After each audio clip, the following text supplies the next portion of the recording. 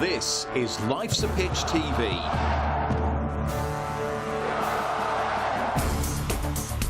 Main sponsor, DPS Tech. Also supported by Lackens, all about hearing. Forward Floors, Ginger Pickle, Fred Olsen Logistics, The Dove, Seckford Golf Club, Ashford Wright, John Keeble Cars, Venue 16, The Hudson Group, Come Hither Design, Sound 4 Pro Audio, and Suffolk Sound. Our charities this year, Cancer Support Suffolk and the Ipswich Town Community Foundation.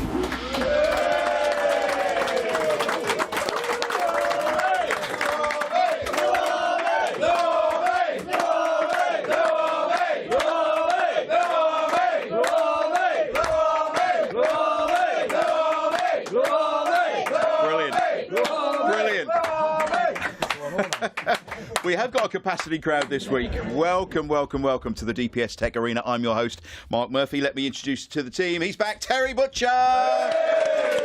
The ever-present Russell Osman. And he comes when he wants, Luke Chambers. On technicals, we've got Richard and John next door. We've got Sarah and Leslie on floor manager duty. And we have the Churchman stand, sponsored by John Keeble Cars. And the North Stand, sponsored by Ashford Wright. We're on YouTube. Don't forget to like and subscribe to the page. And, of course, on podcast and Suffolk Sound as well. So whether you're watching or listening, hope you enjoy this week's episode. Lots to talk about. Now, we need a special guest. He won 4 Player of the Year awards before becoming one of the 4 inaugural members of the club's Hall of Fame. It's 50 years since he made his debut at town. He was only 6. Please welcome the one and only Johnny Wark!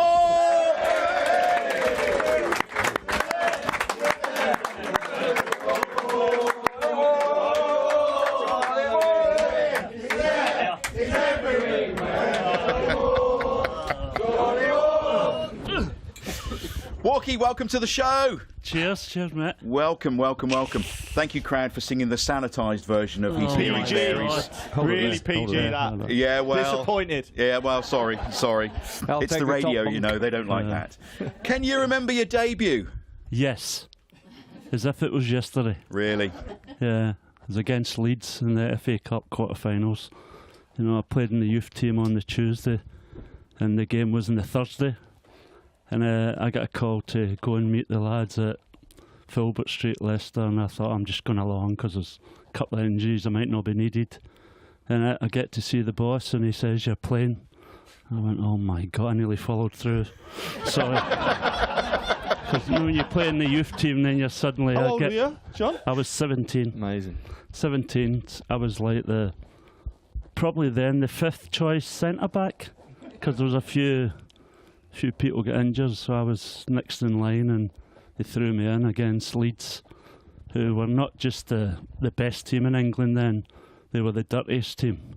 You know, they had Bremner, Giles, Norman Hunter, Joe Jordan, you know, Alan Clark, and it was just it was a great time because we beat them. Brilliant. You know what I mean? Brilliant. If there were so many injuries, John, who did you play alongside then? I played alongside Big Hunter. Did you? Oh, yeah, safe, thank then. goodness, yeah. Because I remember 2 occasions in the first 15 minutes. Joe Jordan, who I played with Scotland later on, he headbutts me in the first 10 minutes. And I thought, welcome to the big time, you know, I could handle that. But the worst one that game was Alan Clark. Alan Clark kept elbowing me in the face and spitting in me. And I'll never forget, Big Hunter came along and seen him doing that. Says, "You do that again, I'm going to break your effing back." And I never seen him again. So he did me well then. He was an enforcer, wasn't he? Oh, Big Al, yeah. He was fantastic. Well, we've got lots to talk about. Congratulations on your 50th anniversary of the debut. And we've got news of a book a little bit later on to tell everybody about. This is a world exclusive, everybody. Oh. Thank you. Didn't rehearse that bit, hence I had to go like that. But let's talk about town and what happened last weekend before we get stuck into Warky's life story. Chambo, pretty much down now, aren't we, all bar the statistics? Yeah, and I don't think it's happened last weekend, does it? It's been coming for a little while. The gap's been getting a little bit bigger. We're almost still in it, and then all of a sudden completely not. So the hope and the, I wouldn't say expectation, but the hope to beat Wolves was, we let down a little bit in terms of the expectation we had to try and win that game. So, yeah, real disappointment. But, again, the lads can be proud of everything they're doing. And like I said, all along this season, got to stick with them. A lot of games still to come, some really good teams to play against. And let's try and finish the season with a bit of momentum and keep that team ready to hit the ground running in the Championship.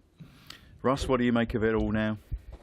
A little bit disappointed because I think we've stuck to a way of playing all season that is not quite produced the results that we needed to stay in the league. So I'd like to see one or two things change and maybe take a chance with one or two different things. I know he tried to play the same starting 11 that he did back to back. And there's something in the East Anglian Daily Times the other day when somebody asked him about, playing more of a longer ball type of football, and he went back to about the Bournemouth game, and he said, I think it's a really bad goal to use an example for that question, but we scored 2 goals the other night that involved Alex Palmer rolling the ball into midfield. It wasn't a direct goal, it was a goal that was really well rehearsed, but for the second one, we rolled a goal kick short to Dara O'Shea, with a pattern movement to Sam Morsey, with a pattern connection to Nathan Broadhead, with a pattern connection back to Jens Kajuste. Because we knew we had a 2 versus 1 on their number 10 when they're pressing in their diamond shape. We knew whenever we connected back to Kajuste that Liam would be left one-on-one in the left channel because Julio and Ciso would have dragged the right back inside. So we knew that we'd go into the space for Liam Delap in the channel, and then Connor Townsend would arrive with an overlap. Then we knew that our number 10 and our winger would run to the first line, so we go for a second line cross. So if that's the epitome of direct play, then I'm not sure. So that's the explanation for you. Excellent. Right. Could you say that? Could you say that again? Because I think I was lost at Alec Palmer right away there. Wow, that's Do you amazing. remember that in the heat of the moment during the game? What's that? What is this? They've got a second line in there somewhere, haven't they? And then they've got patterns and all that sort of thing. Well, I suppose that's the new terminology. It's the new language of football. What do you make of it, Butch? I mean, as I say, we're pretty much down now, all bar the shouting. Yeah, I think so. It's pretty sort of watertight in a way when you think about it. But even if we had one and we was down to 6 points, you still got Chelsea away who are going for the Champions League. You've got Arsenal at home who are going for the Champions League. Then you've got Newcastle who are still going for Europe and have won the only trophy available at the moment. So it was always going to be very hard. But it's so frustrating because I think we're the only team that Southampton beat under that manager who's just been sacked. And then we had a great opportunity last week, 1-0 up at half-time. And the expectations in the second half were just completely dashed because we just didn't turn up in the second half. So it is frustrating, it is disappointing.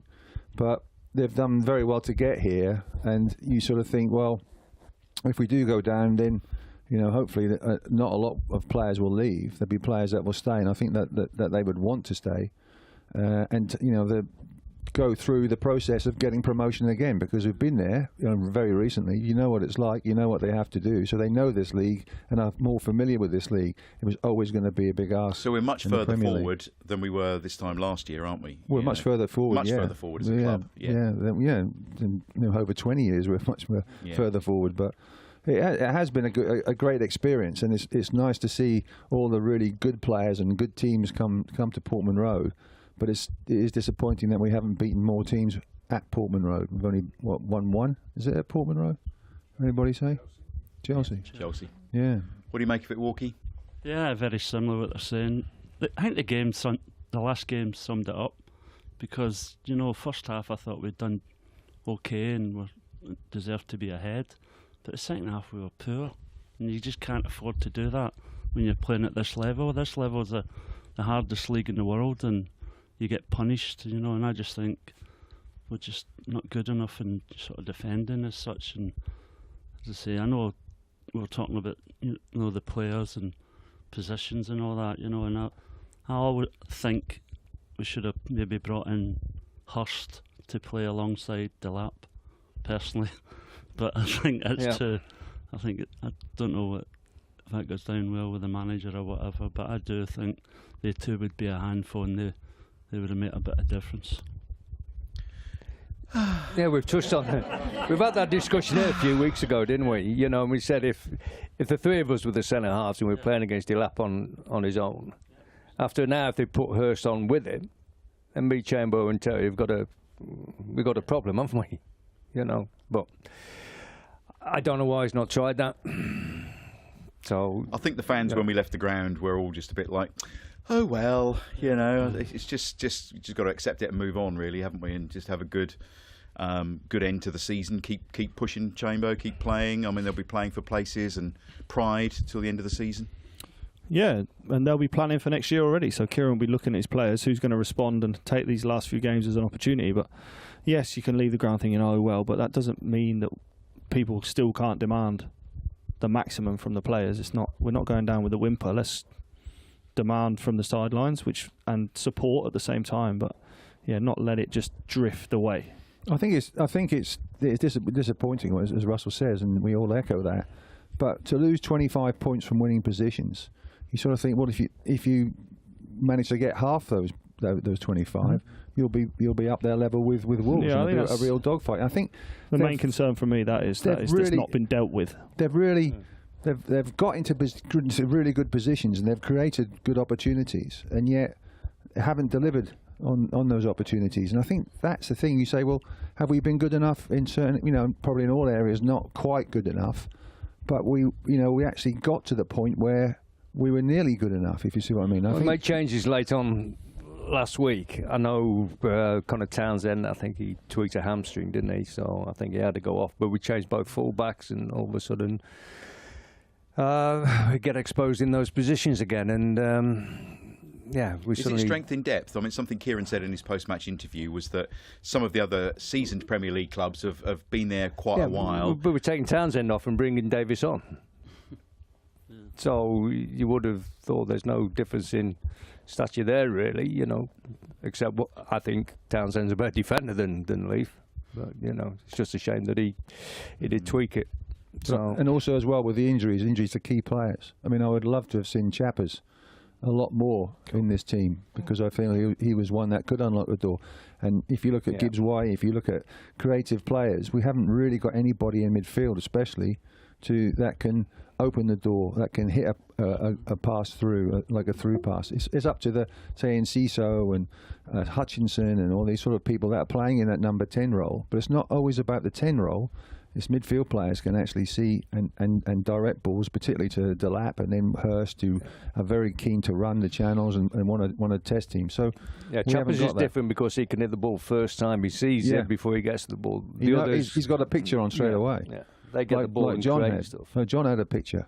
Yeah, the goal. Yeah, it was normally a cartoon, but there we are. I had a picture because we were playing with better players. All right. They knew what they were doing. You just knew where that goal was, though, didn't you? You just instinctively knew where that goal was. Yeah, you're right, yeah.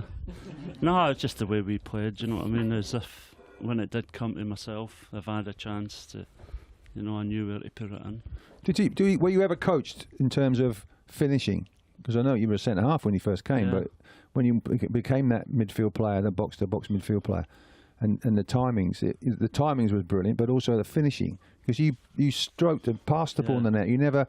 Did you ever score from long range? I mean, long range for you was about 7 yards, wasn't it? Shut up. No, I done one 8 yards, and that was that header against St Etienne. Oh, well, when your that was cross wasn't very good. Yeah.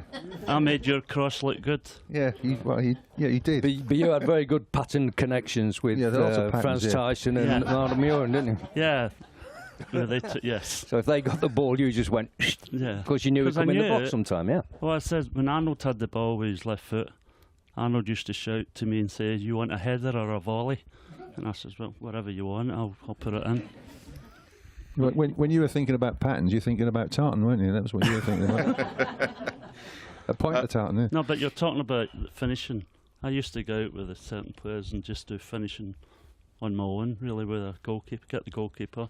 You're not on your own then, are you? Yeah, and just do plenty of finishing, and that's where it came from. Yeah. Yeah.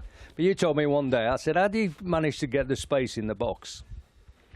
Especially when the ball's gone wide and you know, because you weren't the quickest, were you? No. No. And John said to me, he said, well, the bloke that's marking me is going to look sooner or later to see where the ball is.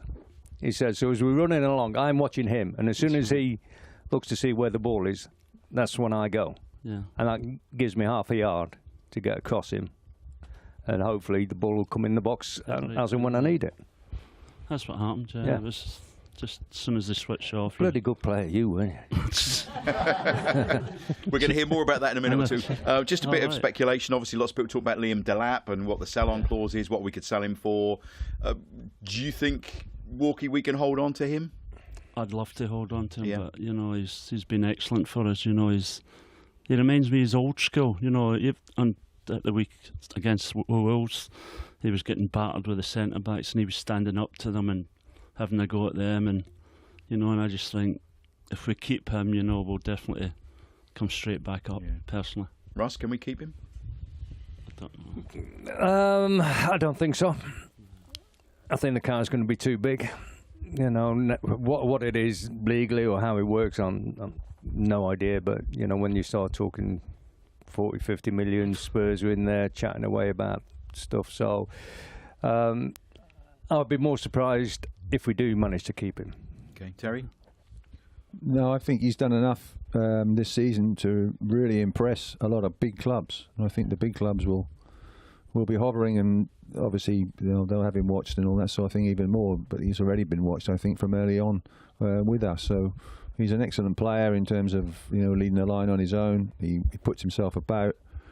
I don't know if he can play more than 70 minutes because he keeps coming off after 70 minutes. So we don't know what his fitness is like, but he can finish. He can certainly finish. Yeah. He really Chambo? can.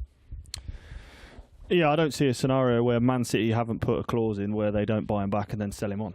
I just can't see that not being the case. If someone's talking about 40, 50, 60 million for him, they'll have had that. As good as Ipswich have been at their negotiation tactics over the last few years, when you're dealing with clubs like that, they'll have everything boxed off. So it wouldn't surprise me if they do have him back and then ship him out to a Spurs or someone else, or keep him there. Like, I think he's done that well, and I think in a team that creates a lot more chances, he won't have to chase his own flick-ons, which he's done at times for Ipswich. But no, he's been brilliant. But I do feel that in the second part of the season, everyone has known a lot more about him and maybe managed to play in a way where they didn't know what he was capable of before that. I think he was definitely a surprise package, but I don't think he's had it quite his own way this second half of the season. But again, he'll learn from that. But if you can keep hold of him, and I think the finances of the football club here, they're not going to be swayed too much by the money. But again, opportunity for him to then go and play for one of those top clubs in the league. Difficult if somebody comes in, isn't it? You know, one of the big teams for him, ambitious. Difficult for him not to. But he's the standout one, isn't he? And as well as I think the lads have competed, I think he's the only one that will really be sought after in the summer. So I think in terms of a rebuild or whatever direction the club go in, I think the majority of that squad will be together in the Championship Talk next of season. Cam Burgess and La Liga Girona. He's out of contract, I think, in the summer. So talk of him going to La Liga. I mean, I would have done my best to keep him. I thought he's been one of our best defenders. You think, Walkie? I think he's our best defender. You know what I mean? I think he's played in 3 out of the 4 games that we've won, has he? Yeah. So these things, when you aren't winning as many games, you have to look at those little stats, and I think he's stepped up brilliantly in every league and competition that he's been in. I think he's been absolutely brilliant. Really, really do. Yeah. Try and keep hold of him, would you, boys? Yeah. Yeah, I think so, and I think Kate Eustace done very well, particularly in the latter part of the season. He's got better. I think he's one that he might be a club, probably not the top clubs, but a club that's in the top half would certainly think about a little nibble there, because he's certainly he gets up and down and he's strong. He gets taken off after every game, so you don't know how fit he is either. But he's one that's been a shining light for me this season. So Yeah, he might be one. Hutchinson might be another, but he hasn't played with much regularity this season so far. Well, we've got weeks and months of this kind of talk, haven't we, about who's going to be in, who's going to be out, so we'll leave that for now. It's time to find out this week's Life's a Pitch TV Player of the Week, sponsored by the Dove in Ipswich.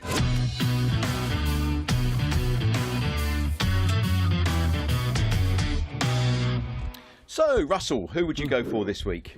Well, when I was here on my own last week, Yes.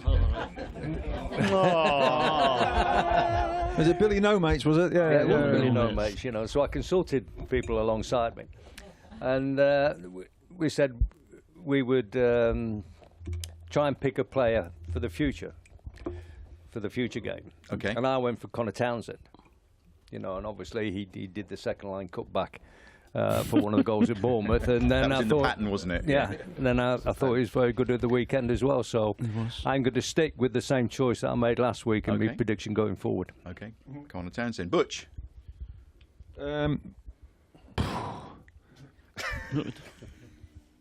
I mean, I like O'Shea and I like Kayusti, Twanzebe, but I'll just go for Delap again because he's a presence, he's a threat. And I think Walkie, who would you go for? I'm going to stick. If Burgess doesn't go away, I stick with Burgess. Okay. Jambo, Player of the Week? Do you want to ask a friend? I'll go with Russell. Connor Townsend is our Player of the There Week, you go. everybody. Well done. Deserves it. Brilliant. Now we've got the evergreen Johnny Wark here, Oh, and we evergreen. have some world-breaking news tonight. There is a book being produced all about Johnny Wark.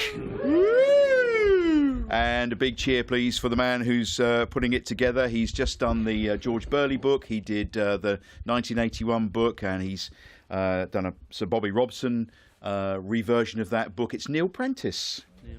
Hi, Neil. Well done, Neil. And just before we start talking about Walkie, because there's a lot to talk about, your George Burley book is shortlisted for an award, isn't it? Yeah, it's made it through in the shortlist of the Illustrated Book of the Year at the Sports Book Awards. Brilliant. Absolutely brilliant. Do you know who you're up against? Yes, we do. The full shortlist has been announced now. There's an excellent book about the Wimbledon tennis competition.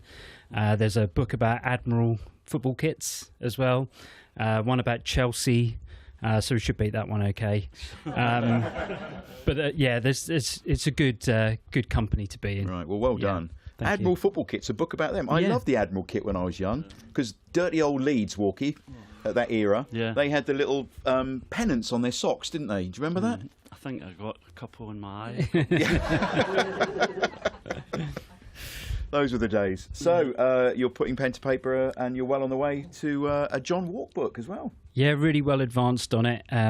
I thoroughly enjoyed working with George on his book and speaking to all the different players. So we're taking a similar approach with John's book. We've done most of the interviews already, and it's been absolutely fascinating. His career is just phenomenal, really. You know, I watched John in his second and third spells at the club, and I think if he hadn't have come back in that third spell, I don't think we'd have got promoted without him in '92. Such was the impact that he made. He was a brilliant player, and he's been fantastic to work with on this project.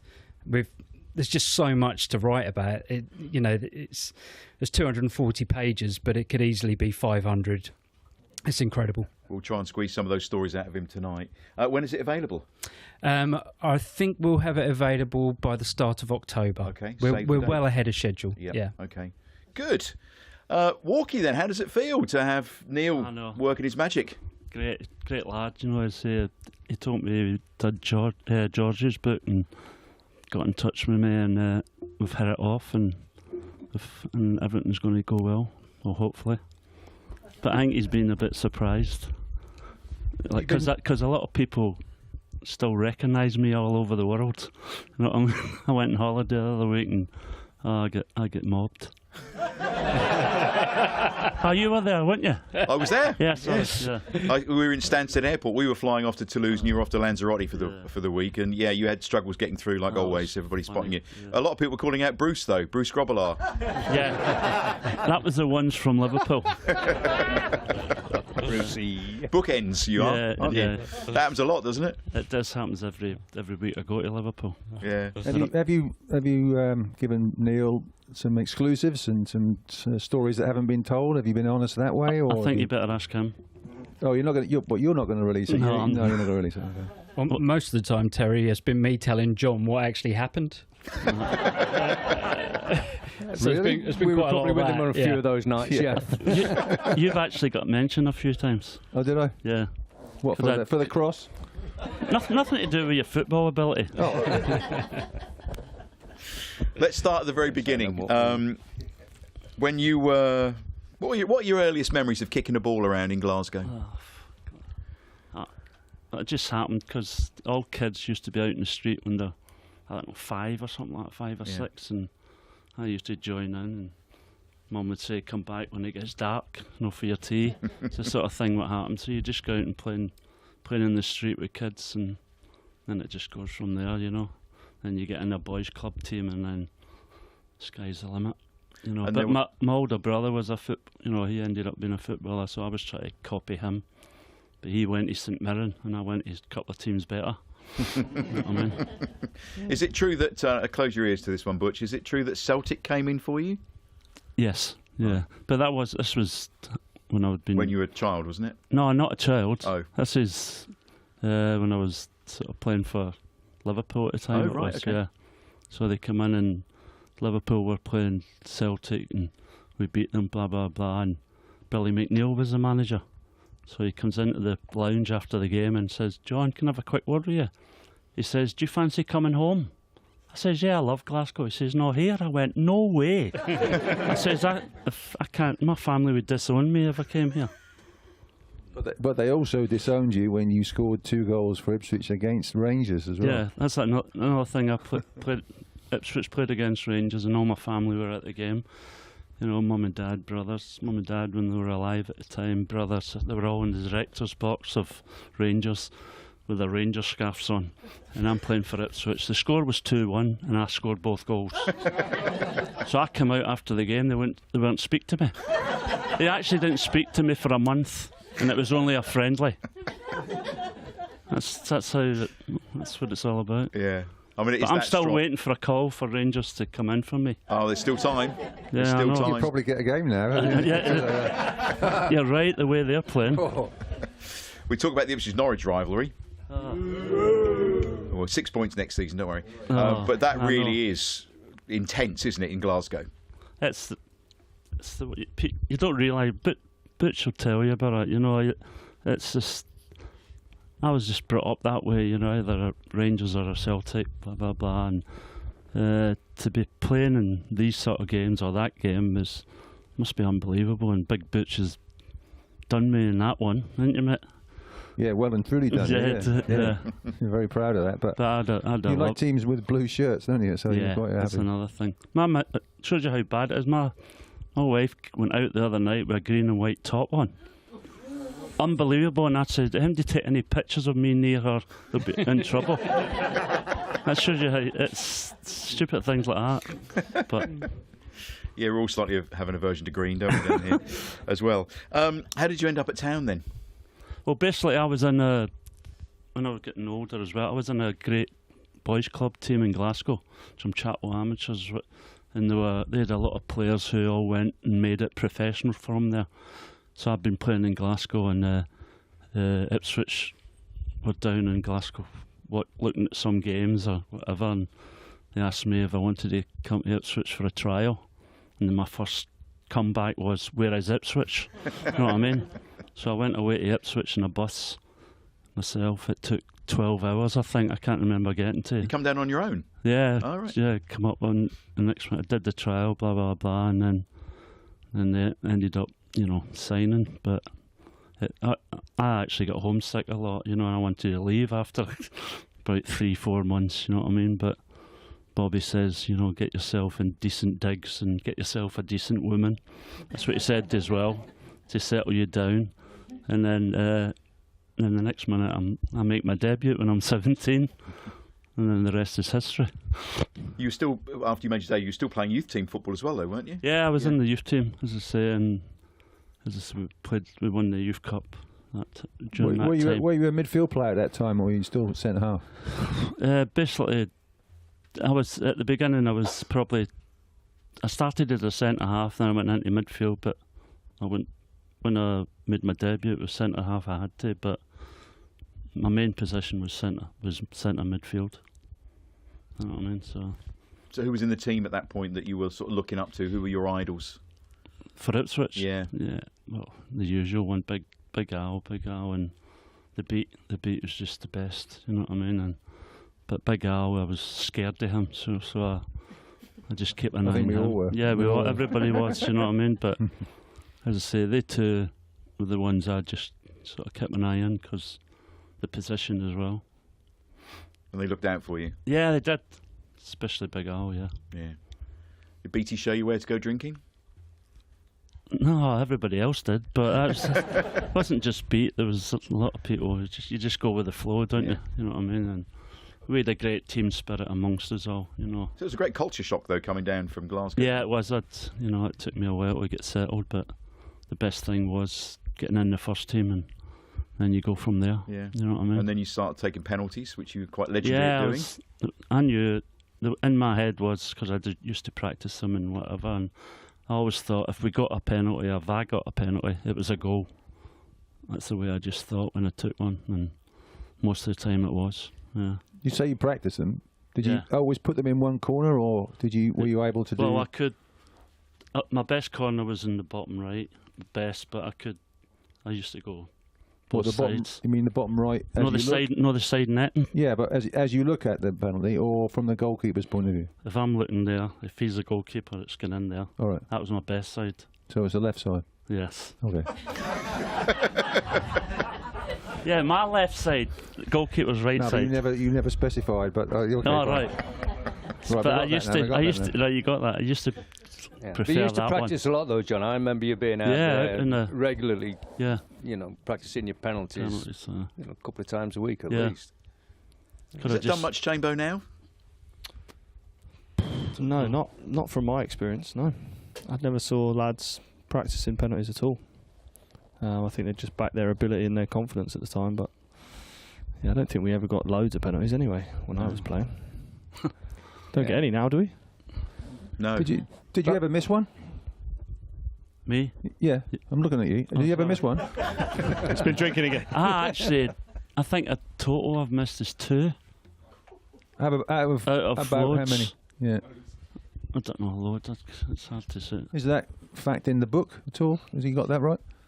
No, not yet. Yeah, I'll need to check. He hasn't got it right. I'll need to check it. Is it more than that? What is it then? I think John scored 57 out of 68. What?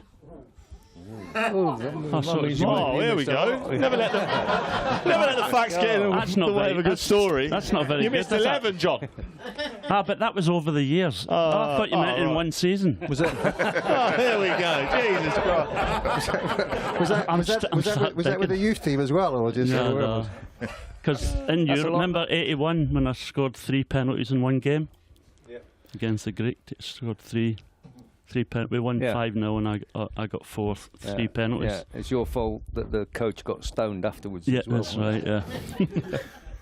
Let's talk about the FA Cup final, 1978. Oh, brilliant. Do you know, You've got such an eye for the goal, but the woodwork, was it bigger that day? Because you hit the woodwork how many times? I hit the post twice, yeah. They were, and to this day, I still love talking about it because it was the first thing that I won, you know, the FA Cup and what it meant to the club, and just to play there. And we battered Arsenal, and we battered them. And, you know, as I say, I hit the post twice, Paul hits the crossbar, and then Roger comes in, scores the goal, you know, winning goal, and didn't know how to celebrate, you know, the usual. But it was just a great coming back from that. But it was always the best for me, that one, because it was the first. So clamour for tickets, wasn't there? Did you have lots of people saying, Johnny? Yeah, no, I didn't get ready a lot, you know, because I was quite tight. You know, we used to sell a few tickets. What's changed? Remember, we got a lot of tickets, didn't we? And some you keep for the family, and some you can sell. You know what I mean? That's what used to happen. Allegedly. Allegedly, yeah. But The statute of limitations is over it's now. one so of you're them. okay.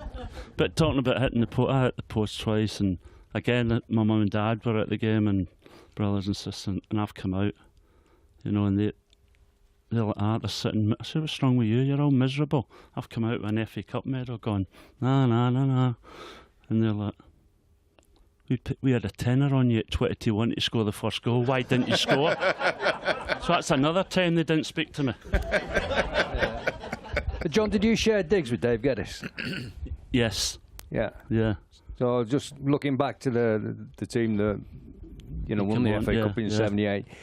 So the midfield was Brian Talbot. Yeah. You, Roger Osborne. Yeah. And up front was Clive Woods, Maris and David Geddes. So when you're looking at the right-hand side of that team, you're thinking, well, Dave Geddes didn't play many games in the first team. Didn't. Neither did Roger. No.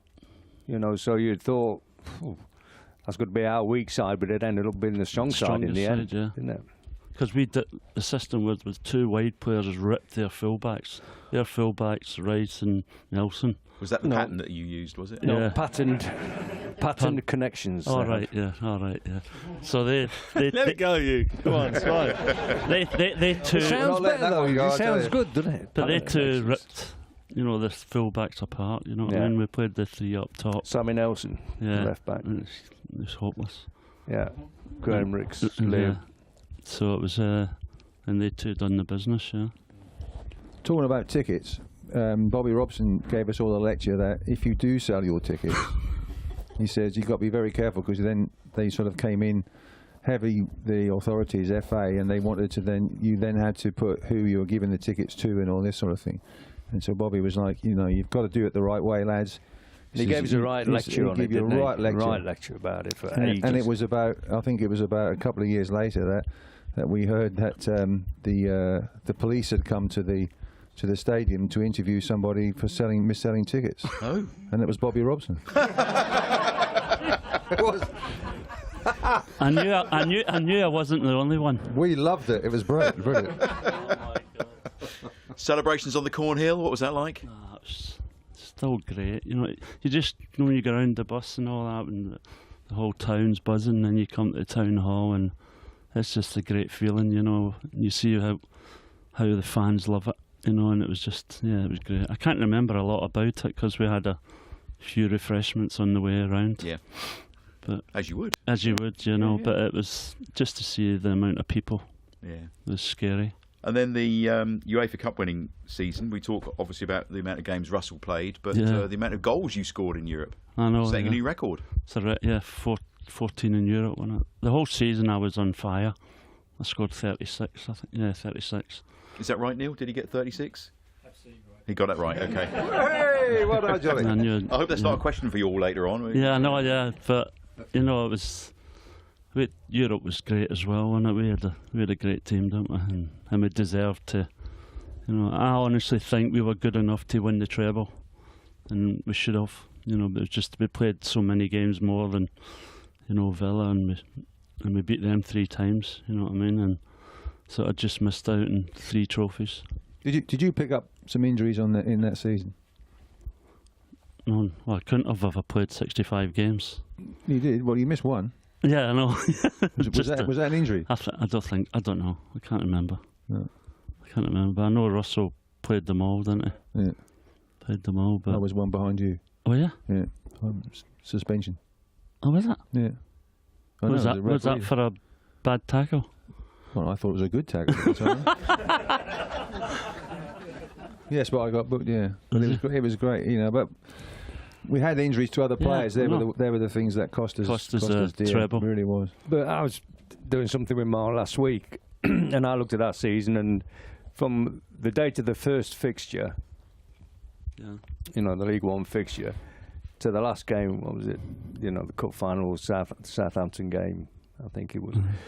we averaged one game every 4.6 days through that season. Scary, isn't it? From the first game Crazy, to the isn't it? last game. That was like, 66 games in 270 days or something like that. Something ridiculous. And you didn't have a big enough squad to rotate or do anything? We had a Sort of- squad of 16, 17. You know what I mean? It was... We used 23 players, was it? 21, 23 players. A lot of young players. Yeah. Yeah, who did great jobs for us. Brilliant. What do you think of that, Chamber? You compare that with the modern game today. Yeah, we talk about how overloaded players are, but the amount of games the lads had to play at that top level, can't compare it to what it is now. Yes, there's the top players are playing internationals, European football, domestic, but yeah, I think, and the pitches that they now get to play on, and yeah, it is a different kettle of fish now, but I think the lads, what they had to go through and produce the goods in all sort of conditions and with the squad not there to back them up is remarkable, really. Yeah, they do. I mean, all the stuff as well, from like cryo chamber. Say like a cryo chamber. Yep. Not too sure what a cryo chamber is, but they have a cryo chamber and they have this and all the ice baths and all that sort of thing. We had a fridge, and it was full of lager. For the beer, Oh my God. But it worked for us. Look, you probably covered the overlap period of where the pitches were still pretty heavy when you started playing to being bloody good, sort of later on in your career. Which did you prefer? And how firm are the ones that they're playing on now compared to what we were playing on? Because I haven't even stepped on a proper Premier League pitch. Well, they're built to be durable, aren't they? Now they're built to not get patchy and not you don't be soft think if it's come underfoot. up or anything. Do you know, is it going to be harder on your body? Yeah, I think it physically is and- harder on your body now. Yeah. Sometimes in the games, like I played at Colchester for 2 years, and that pitch, I think we've all seen and heard the problems, but that was so heavy, Yeah. and it wasn't a pitch that I've been used to playing. It was like sand based. Everywhere you go in down the corners, it would just take so much out your legs. And yes, the grass could cut up, but that was natural, wasn't it? And in the stadiums that you guys were able to play in, but some of the stuff that's involved now, the Desso pitches look for 1.5, 2 million pounds per pitch. They're great for longevity, Yeah. but they almost feel They've like only sprung. got a certain amount of give in them, Exactly, haven't yeah. they? So and that gets tested week in, week out. You know, Mhm. they've got to be able to rotate your studs a little bit, but there's not a lot given. No, there isn't. No, and again, we see a lot of non-contact injuries still, so we haven't quite fixed that problem. Yeah, it is interesting. PFA Player of the Year, Warky. Well done. Not this year. No, not this year. Sorry. It was. It's unbelievable. It's just the team I was in, and I was just, as I say, it was 6 nominees for that, PFA Player of the Year, and I think there was somebody from Villa, Liverpool, Man U, 3 other pub teams, and the first 3, was Paul Mariner, Franz Tyson, and myself, and to do that 3 from Ipswich I don't think it's ever happened before, but it was, and I say I won it, and. But what was the celebration like that night? It was. I can't remember. Well, I can remember the morning. We all went out, and I remember a lot of the players come up to my room, and we had a few more drinks, quite late on. And as I say, I says to Paul Marin, I said, we need to sort the bill out because a lot of people were in our room, and it must have cost a fortune. So we go down to get the bill, and I says to Paul, much have you got? He went, I've got a tenner. I went, well, I've only got a 5. I think we're struggling here, by the way. So I says, you get the bill for room 234? He says, it's 650 quid. So I was like, oh my God, what am I going to do? Next minute thing with John Cobbold was, he comes in, he goes, Johnny, you got a problem? I says, yeah, the problem is the bill's that, and I've only got 15 quid. He went, leave it with me, son. So he signed for it. And he goes, it must have been a hell of a night. True story, yeah. He'd have loved to have been part of it. He'd have wanted to be part of it, yeah. But it was just great, but for us to be part of that, you know what I mean? Part of the... Yeah. Playing in a World Cup, what was that like? Well, it was... Short. They worked on that, didn't they? Oh Hey, they've my stitched you God. right up there. Boom, boom. There we go. played in 3 Moving on. games, right? And our group was New Zealand, Russia, and Brazil. So New Zealand, you know, we beat them 5-2, and I scored 2 goals. You know what I mean? Yes. So New Zealand, as we beat them 5-2. I scored 2 goals, and then the next game was Russia, who were one of the top 5 in the world, and it was 2-2. But the best game was Brazil. Brazil, best team in the world. Zico, Socrates, Zidane, Falcao, and so we get there, play the game. The worst thing happened. David Neary scores first for us, and he didn't know how to celebrate because he was a fullback, never scored in his life, you know. And he's running about like, "Oh, what do I do?" And I says, "Put your hands up, and you'll get a chance." So we go 1-0 up, and they score 4, and you know, beat us. But the highlight was after the game, you try and swap shots with the best player. So the best player was number 10, Zico, and Kenny Dalglish goes over to Zico to swap, and Zico goes, "Custard pie, no." Kenny's going, "Oh, what's that?" Like that. Next minute, Alan Hansen, he jogs over, and that was the nearest he got to Zico that day, by the way. And Zico goes, "No." So the next minute, Zico starts walking towards me, and as he walks towards me, I turn round, think there's somebody behind me. I'm like that, and he goes, more or less says, you know, "Can swap?" I says, "You can have what you want." And the reason was I was number 10. Yeah. So I go back into the dressing room giving it, no, I've got the best shot in the world. And the manager goes berserk because we get stuff 4-1, you know what I mean? But then I gave the shot away to a charity in Ipswich, and it made loads of money. Brilliant. Because it was number 10. Did you send any postcards at all? No, I'm just thinking because you normally got back before the postcards arrived, you know. You can't. We were say playing good teams. We were playing Brazil. Oh, right, good teams, right. You know what I mean? Liverpool, we're going to have to canter through this. Liverpool. Yeah. Tell me about the medical. Yeah, it was. Well, I just thought you'd have to go when you're signing for a top team. You go to the hospital or whatever. You know what I mean? And he says, "No, we'll go in here and do it in the boot room, famous boot room." And you know, where you couldn't even throw anything. It was tiny as anything. So I'm in there with the physio and the manager, and he says to me, "Yeah, he took my blood pressure and all, and that was it." And the next minute he says, "Touch your toes." I went, "Bump." He says, "You've passed." That was my medical at Liverpool. I thought I would have to go to the hospital or whatever, physio room, and suddenly that was you signed for Liverpool for a good fee and all that, and it's Touch your the toes. medical. But then after that, it was quite funny, which sums up Liverpool.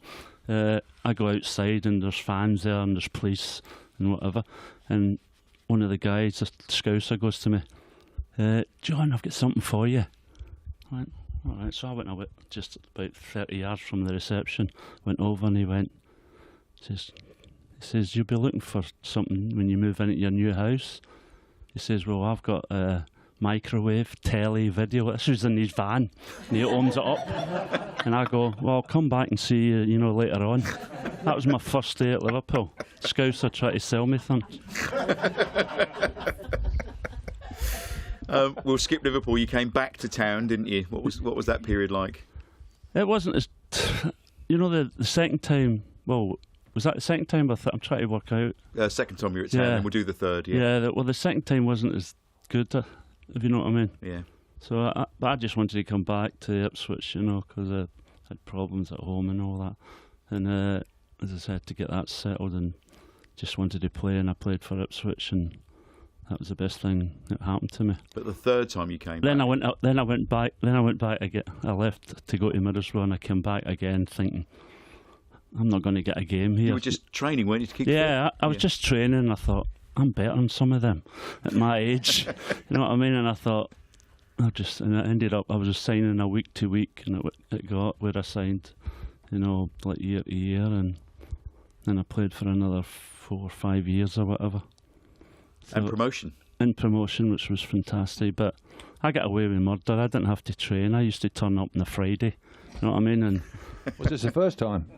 Tell us That's what something normally new, John. happened the first time. yeah, I know, but as Where's I say- Wark? He's in the physio's room. Yeah, I used to have a word with the physio, and he would sort of go along with me and tell the manager I've got a bit of an injury, but I'll be all right for Saturday. And I never missed any games. You know what I mean? So it was. We knew what day it was if you turned up for training. Definitely a fright. I didn't think I did that during our time. I thought it was later on. I thought it must have been. They're both ganging up on you there. So, it was. But you seemed at that point, I remember watching you, and you seemed to instinctively know where the ball was. You know, your years of experience really shone through at that period.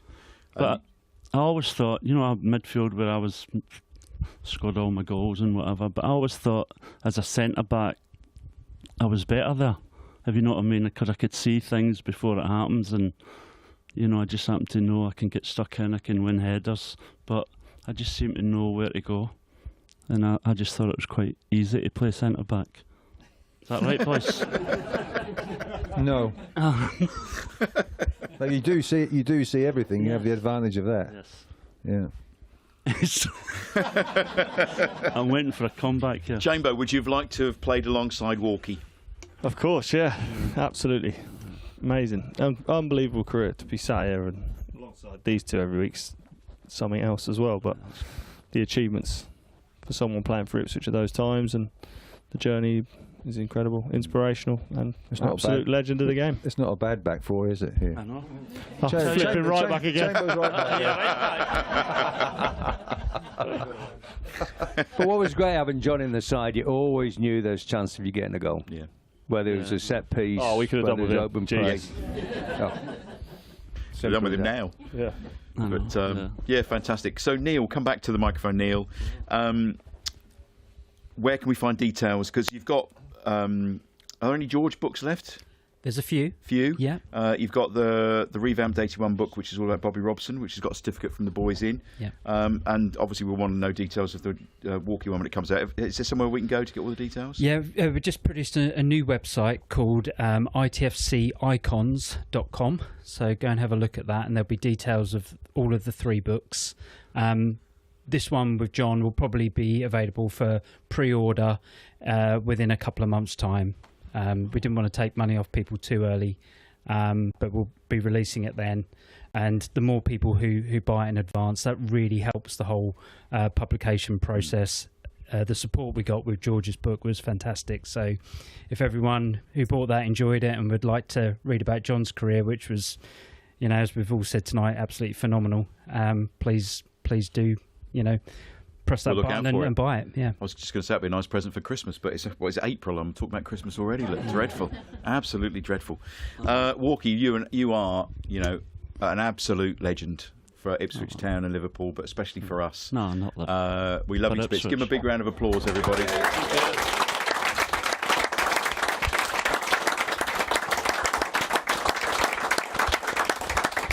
Okay, you can sit back a little bit now, John. Well, you might better help. I don't know. Chamber, you can help as well, because it is time for Ask the Legends, sponsored by Seckford Golf Club. And Terry, in your absence last week, Dan from Come Hither Design won you a point. So you are 1 point better off than you were last week. And I believe, in the spirit of that Luke Chambers is going to deputise for you tonight to try and get you another point.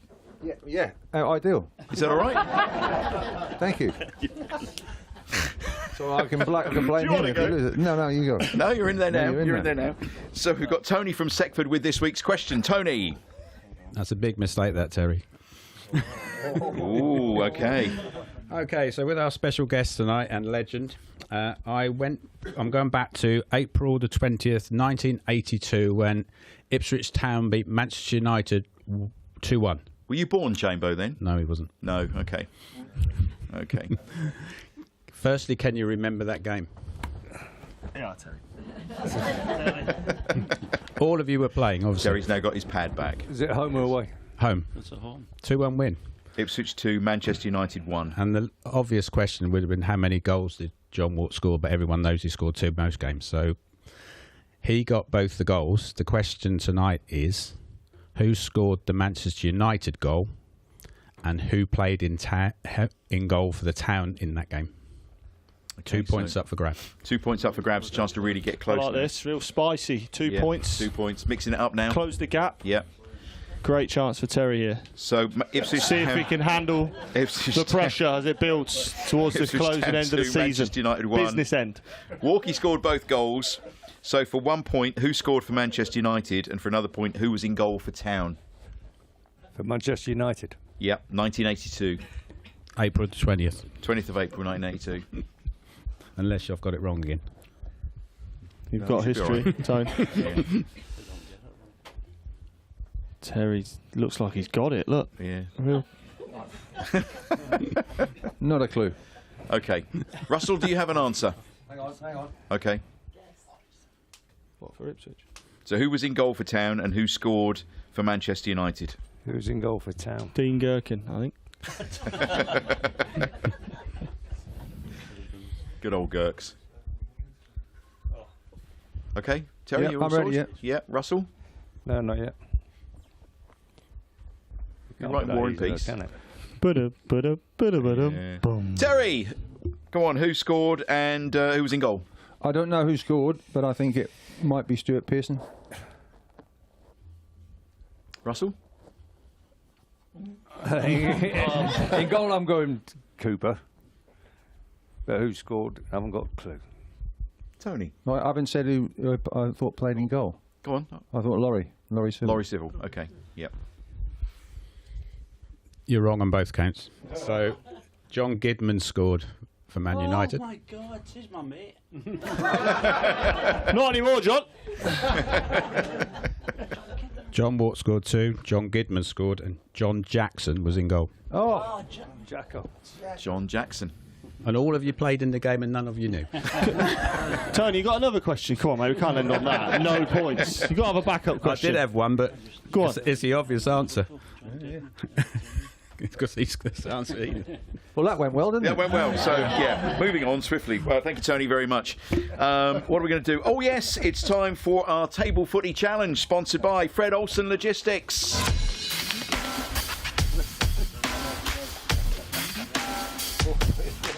Come on, boys. Come on, Terry, Russell, Warky. Who would you like to have partner you? You can have. Can't be me. Can't be Chamber. He's already in the He's on lead. top of the league. Who would you like? Somebody in the crowd want to step forward? Come on, quickly. Who wants to play with Johnny Wark? Come on, then. There we go. Come on. Come on, Nigel. Nigel coming out to partner Johnny Wark. You have to score as many goals as you can against our England internationals. You have 60 seconds. You've got 5 to beat. And we start. Oh, some midfield play here. Cagey midfield play. Oh, it's Walkie knows where the goal is. Come on, Walkie. Come on. Let's get a hat-trick tonight, boy. Come on. Stuck in the midfield at the moment. Oh! 1-0 to Walkie. Good save, Nigel. Very close. 1-0 to Johnny Wark at the moment. Yeah, he's allowed to spin. Go on, Walkie. Come on. 1-0 still. Come on. Just keep the ball. Still got plenty of time. You need. Oh, it's 1-1. You need 4 more goals, John. It's 1-1. Yeah. And about 10 seconds. Come on, let's get a winner. Close from Terry and Russell. Come on, get it up to Walkie for a shot. Oh, shit!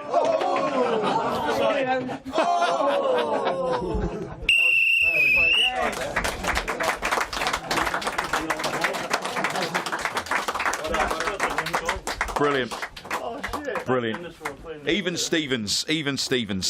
Right, just a quick word about Ipswich Town women. Defeat against Watford, but it's still looking odds on that they will win and get promoted, which would be fantastic. We'll do the Man v Fats results in a moment or two, but Russell hopefully has got his breath back because it is time for On This Day in History, sponsored by Fred Olsen Logistics.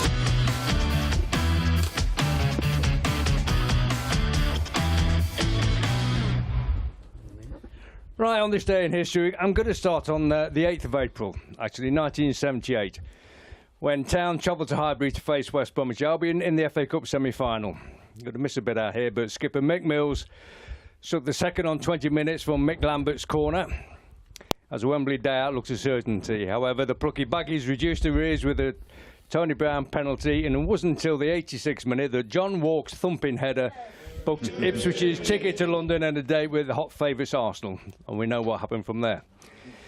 Wednesday the 8th of April again. Despite tremendous Ipswich pressure throughout, the Blues could only register a 1-0 victory against a dogged and defensive FC Cologne outfit in the UEFA Cup semi-final first leg tie at Portman Road. The Germans, fielding England striker Tony Woodcock, capitulated to John Wark's 12th goal of the competition. A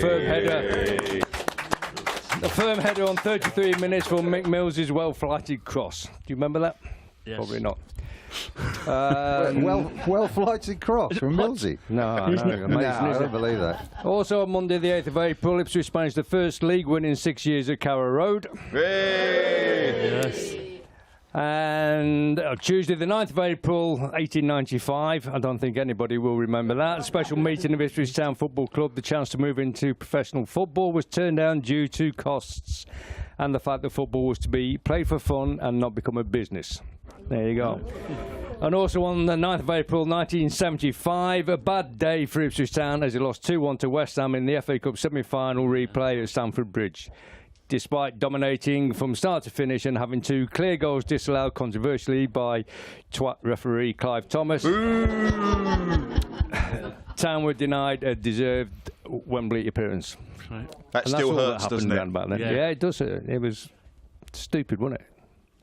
No, He was an Clive idiot. Thomas was stupid. Yeah, it was. Yeah. Still hurts. And that's it from Dan Excellent. Botton's book on this day. Most pages feature Walkie, don't they? Nearly every other one. Yes. And just to prove it, there's a picture in there of him as well. Yep. If And that's not short. They're very short. You sure it's not Bruce My Grobbelaar? God. enough. Oh, could Well, be. it could have been, yeah. Yeah. The Man v Fat results, week 2 of our new 14-week season, and an impressive 13-kilogram loss by the Man v Fat lads. Individual honours this week go to Sam Pike for his 10% loss, and to Danny Netzel for winning the last man standing competition after losing weight for 16 weeks in a row. Our leagues continue to go from strength to strength, and following the announcement of our Under the Lights game at Portman Road on June the 19th, it's been confirmed that we are taking 2 sides to Lilleshall for a 7-a-side tournament in July. This week's results: Ips Chips Town 10, OB City 6, Athletic Gingivitis 8, RB Liposuction 7, The Sweaty Blue Tits 13, Hey! Kebabadine 10. So well done, the Sweaty Blue Tits. Come on, you Blues. We're proud of your efforts this season, says Man v Fat Mark.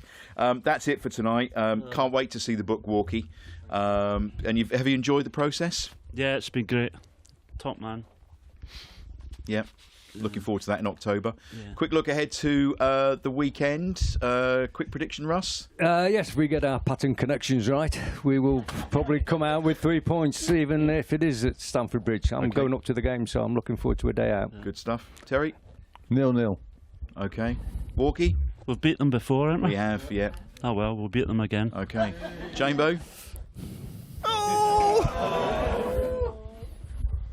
You got to be honest. Come on now. It's a Chelsea win for me. Okay, Sorry. all right. We'll see what happens. Next week, we have got FA Cup winner Mickey Lambert on the show next week, making his debut. It's only taken us, I think, 3 years to persuade him to come on, so he'll be with us next week.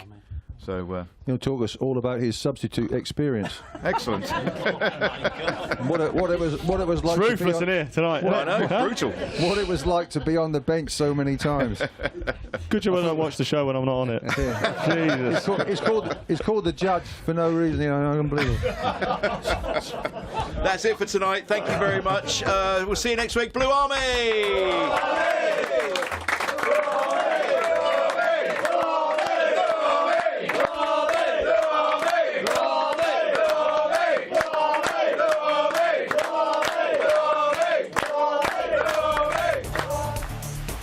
This has been a Life's a Pitch TV production.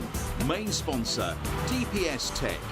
Also supported by Lakens, All About Hearing, Forward Floors, Ginger Pickle, Fred Olsen Logistics, The Dove, Seckford Golf Club, Ashford Wright, John Keeble Cars, Venue 16, The Hudson Group, Come Hither Design, Sound 4 Pro Audio, and Suffolk Sound. Our charities this year: Cancer Support Suffolk and the Ipswich Town Community Foundation.